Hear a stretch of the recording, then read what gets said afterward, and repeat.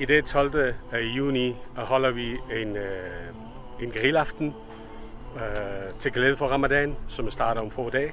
Samtidig med, at vi holder grillaften, så holder vi også et oplæg om Ramadan, som vil foregå på dansk, Pashto og Dari, som er for både mænd og kvinder. I oplægget vil vi forsøge at fortælle folk, hvad Ramadan handler om. Så vi håber, at det bliver en dejlig aften, hyggeaften for vores gæster.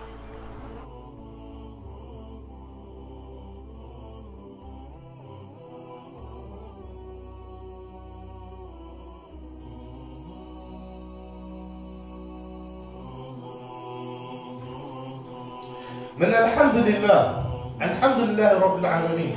For at Allah subhanahu wa ta'ala har skænket os en måned som Ramadan. En måned, som i virkeligheden virker som en oplader. Hvis vi anser os selv som genopladelige batterier, så er Ramadan den oplader, som vil genoplades. Og disse batterier vil bestå af taqwa. Fordi det er jo sådan, at som året går, så vil vores taqwa falde. Men lige så snart Ramadan indtræder, så vil den give os et boost. Den vil give os et boost, og det er den oplader, der skal til for, at vi kan klare resten af året. Og det er det, der sker lige så snart Ramadan træder ind.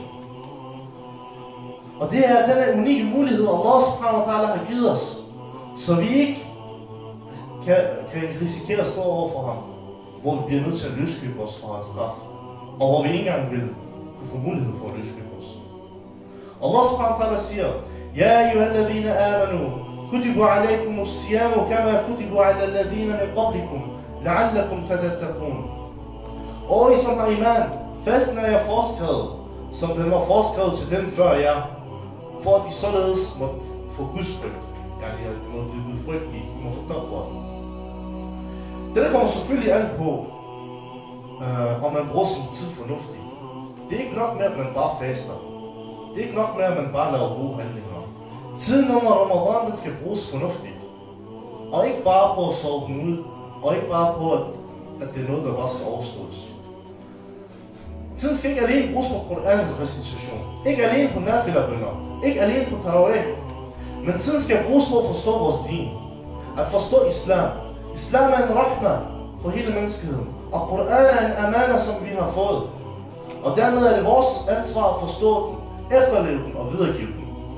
وصلى الله تعالى على خير خلقه محمد وعلى آله وأصحابه أجمعين برحمتك يا أرحم الراحمين.